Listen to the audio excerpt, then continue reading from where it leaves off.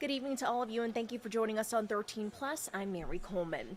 Well, people create a GoFundMe page for a variety of reasons, as we've seen in this community. But how can you make sure that those accounts are legitimate? Our national correspondent Joyce Sturman looks at how you can be your own investigator to make sure you are giving to the right cause.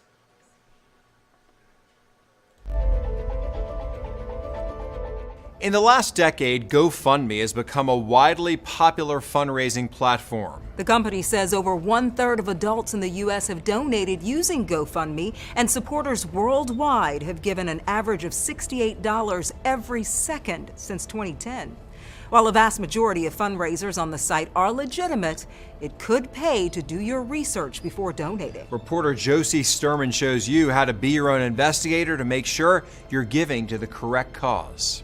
You've probably seen them all over social media, posts about fundraisers for friends and family, or maybe even friends of friends that have fallen on hard times. But how do you know this goodwill effort isn't being organized by a bad actor? In this Be Your Own Investigator, we've got some tips we'd consider before giving big on a GoFundMe campaign or on other sites just like it. First, GoFundMe says fake campaigns are very rare. The company says less than 0.1% of all of its fundraisers are fraudulent. But there are some easy ways you can check. First and foremost, look at the relationship between the person organizing the fundraiser and the recipient.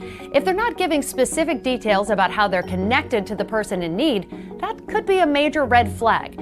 The post should also be very clear about why money is being raised, how it will be used, and who will ultimately get the cash. If not, that's a potential problem. Many GoFundMe sites will include pictures and sometimes even video. You can throw those pics into Google Images. A reverse image search will tell you whether they've been used elsewhere and may raise some alarm bells. It's also important to check social media. Scammers often set up fake accounts and then launch GoFundMe campaigns. If the fundraiser only has a few followers or if their account is fairly new, that might give you some pause.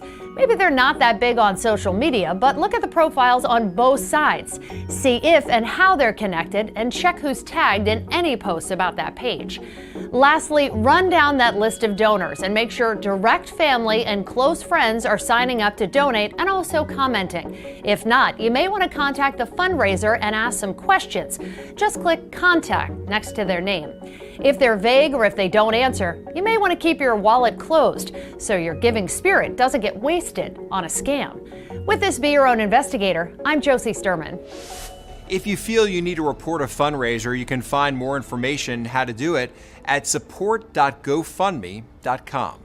GoFundMe also has a breakdown of donations. The company says $30 billion has been raised since 2010. $2 billion has gone to help recover from disasters, $1 billion to strengthen education, and $850 million to save animals. When it comes to who's giving, in 2023, Vermont was the most generous state, followed by Maine and Massachusetts, while GoFundMe says Ireland was the most generous country.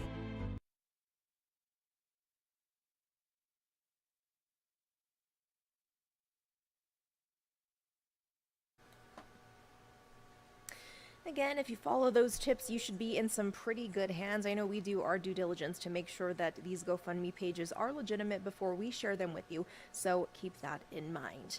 We will leave you with a live look of the Tucson area from Mount Bigelow. That sunset looking beautiful, but seems you can see some smoke in the air. Gonna have to check with Aaron to see what's going on out there. Be sure to join us on 13 News Live at 10 for your news and weather. Hope you're having a great evening.